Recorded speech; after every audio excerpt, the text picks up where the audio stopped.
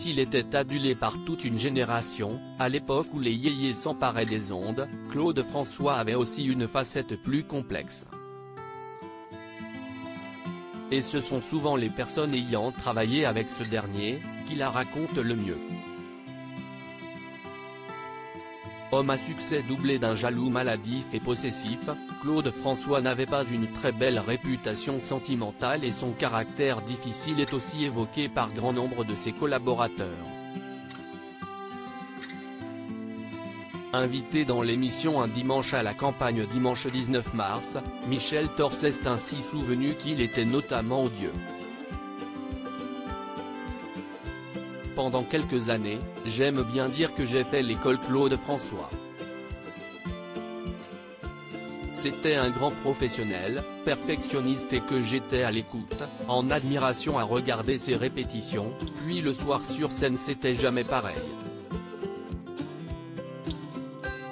Il improvisait souvent des textes pour dire à ses musiciens ce qu'il pensait d'eux.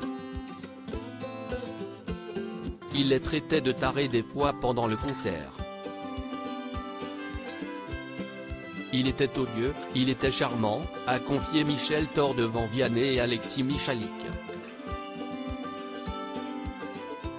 Visiblement très impressionnée par Clo, elle a préféré largement relativiser quant à sa part plus sombre. Il était charmant avec moi à cette époque, l'interprète de Jamie était très jeune, était mineure. Elle a fait ses premiers pas dans la chanson à l'âge de 16 ans. En sortant le titre Si est dur d'avoir 16 ans, elle se fait rapidement une place. Et si est à 17 ans que Michel Thor monte pour la première fois sur scène à l'Olympia, où elle assure la première partie de Claude François. Mais elle n'en garde que de bons souvenirs. En effet, s'il arrivait visiblement à Claude François d'être odieux avec certains de ses musiciens, la jeune fille, elle, était très bien traitée.